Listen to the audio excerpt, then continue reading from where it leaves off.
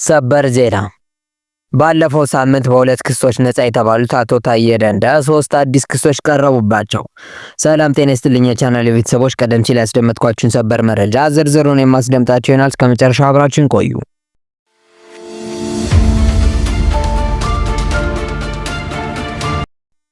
የቀድሞ የሰላም ሚኒስትር ዴኤታና የኦሮሚያ ክልል ምክር ቤት አባል አቶ ታዬ ደንደአ ሶስት አዲስ ክሶች ቀረቡባቸው። ጠበቃቸው አቶ አበራ ንጉስ እንደተናገሩት አቶ ታዬ ዛሬ ሰኞ ህዳር 15 2018 ዓ.ም ሶስት አዲስ ክሶች ደርሷቸዋል። አቶ ታዬ በአቃቤ ሕግ ከቀረቡባቸው ሶስት ክሶች ፍርድ ቤቱ በሁለቱ በነጻ ሲያሰናበታቸው በአንዱ ግን ጥፋተኛ ማለቱ ይታወሳል። ባለፈው ሳምንት ህዳር 3 2018 ዓ.ም የአቶ ታዬን ጉዳይ የተመለከተው የፌዴራል ከፍተኛ ፍርድ ቤት ልደታ ምድብ አንደኛ የህገ መንግስትና በህገ መንግስት ላይ የሚፈጸሙ ወንጀሎች ችሎት ከቀረቡለት ሶስት ክሶች የጦር መሳሪያ ህግን በመተላለፍ በቀረበባቸው ክስ ጥፋተኛ ብሏቸዋል። በዚህ ክስ ላይ ግራ ቀኝ የቅጣት አስተያየት ለመስማት ለዛሬ ህዳር 15 2018 ዓ.ም ቀጠሮ የተሰጣቸው ሲሆን ተጨማሪ ሶስት አዲስ ክሶች መቅረባቸውን አቶ አበራ አስረድተዋል። ጠበቃው እንደተናገሩት አንደኛው ክስ ከዚህ ቀደም ከቀረበባቸው ጋር ተመሳሳይነት ያለው ሲሆን ክሱም ሁከትና ብጥብጥ ማስነሳት እንዲሁም በህግ የተመረጠ መንግስትን በኃይል ለመናድ መሞከር የሚል ነው። ሁለተኛው ክስ በመከላከያ ሰራዊት ላይ ሐሰተኛና የሚያደናግር መረጃ አነስቷል የሚል ሲሆን ሶስተኛው ደግሞ ሀገርን የመድፈር ወንጀል እንደሆነም ገልጸዋል። ከዚህ ቀደም ከፍተኛ የመንግስት ባለስልጣን ሆነው የሀገርን የመንግስትና የህዝብን ደህንነት ማረጋገጥ ሲገባቸው በ1996 ዓ.ም የወጣውን የወንጀል ህግ አንቀጽ 257 ንዑስ አንቀጽ ተላልፈዋል በሚል የተከሰሱ ሲሆን ዛሬ የቀረበባቸው አዲስ ክስም ከዚህ ጋር እንደሚመሳሰል አቶ አበራ ተናግረዋል። ከሌሎች ኃይሎች ጋር በመመሳጠር መንግስትን ለመጣል ስውር መሰናዶ ማድረግ፣ ህዝብን የሚያነሳሳ የህዝብን ሞራል ዝቅ የሚያደርግ ፕሮፓጋንዳ በመንዛት መንግስትን በኃይል ለመናድ መሞከር የሚለው ክስ ባለፈው ከቀረበባቸው ክስ ጋር በፍሬ ነገር ተመሳሳይ ነው ብለዋል። አቶ ታዬ የቀረቡባቸው አዲስ ክሶች ሆርን ኮንቨርሴሽን ከተባለ የማህበራዊ ሚዲያ መድረክ ጋር ካደረጉት ቃለ ምልልስ ጋር የሚያያዝ እንደሆነ ጠበቃው ገልጿል። በሶስት ክፍል የተላለፈው ቃለ ምልልስ አቶ ታዬ በስር ላይ ሳሉ አየር ላይ የዋለ ነው።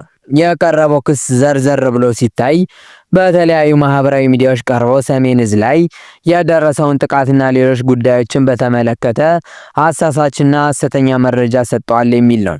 ሁለተኛው ክስ በተለይ ሆርን ኮንቨርሴሽን በሚል ቻናል ላይ አሳሳች መረጃ ሰጥቷል የሚል ነው። ሶስተኛውም ክስ ሆርን ኮንቨርሴሽን ከተባለው ማህበራዊ ሚዲያ ጋር ካደረጉት ቃለ ምልልስ ጋር የሚያያዝ ሲሆን ባስተላለፉት መረጃ በህግ የተመረጠው መንግስት ላይ ዘመቻ በማድረግ የሀገሪቱ መንግስት ላይ መድፈር ወንጀል ፈጽመዋል የሚል ነው በማለት ጠበቃው አብራርተዋል። አቶ ታዬ ባለፈው ሳምንት ነጻ የተባሉባቸው ክሶች ከጠላት ጋር ማበርና የሀገር መከላከያ ሰራዊትን ለመምታት ዝግጅት አድርጓል የሚሉ ሁለት ክሶች ነበሩ። ባለፈው ሳምንት በፍርድ ቤት ነጻ የተባሉባቸው ክሶች ከዚህ ቀደም በፍርድ ቤት ታይተው ውድቅ ተደርገው የነበረ ቢሆንም በድጋሚ እንዲታዩ መወሰኑ አይዘነጋም። አቶ አበራ እንደተናገሩት በዛሬው የችሎት ውሎ 14 ነጥቦች ያሉት የቅጣት ማቅለያ አቅርበዋል። ከእነዚህም መካከል አቶ ታዬ ከዚህ ቀደም የወንጀል ሪከርድ የሌላቸው መሆናቸውና ቤተሰብ አስተዳዳሪነታቸውን ጠቅሰዋል። በእስር ላይ ሳሉ 4 ወር ያህል ጨለማ ክፍል በመታሰራቸው አይናቸው ላይ የጤና ችግር እንደገጠማቸው በመጥቀስም የቅጣት መቅለያቸውን አቅርበዋል።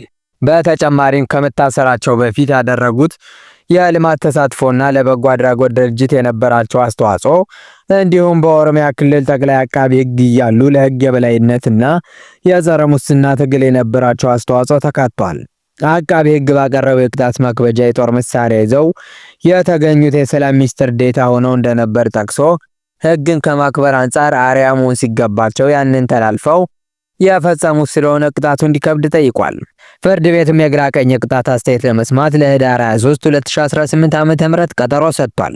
የፌዴራል ከፍተኛ ፍርድ ቤት አምና 2017 ዓ.ም ሐምሌ ላይ አቶ ታዬ ከቀረቡባቸው ክሶች መካከል ሁለቱም መከላከል ሳያስፈልጋቸው በነጻ አሰናብቷቸው እንደነበር ይታወሳል። ከህገወጥ የጦር መሳሪያ ጋር በተያያዘ የቀረቡባቸውን ክሶች ደግሞ ከእስር ቤት በዋስ ወጥተው እንዲከላከሉ ተወስኖላቸው የነበረ ሲሆን አቃቤ ሕግ አቶ ታዬ ነጻ የተባሉባቸውን ክሶች በመቃወም ያቀረበው አቤቱታ ተቀባይነት በማግኘቱ የዋስትና መብታቸው ተነስቶ ለእስር ተዳርገዋል። አቶ ታዬ በሀገሪቱ ስላለው የሰላም ሁኔታና በመንግስቱ ስላሉ ጉዳዮች ለመገናኛ ብዙሃን በመናገር እንዲሁም በማህበራዊ ሚዲያዎች ላይ ሀሳባቸውን በመግለጽ የሚታወቁ ሲሆን ከስልጣን የተሰናበቱት በጠቅላይ ሚኒስትሩ በተጻፈ 2 መስመር ደብዳቤ መሆኑ ይታወሳል።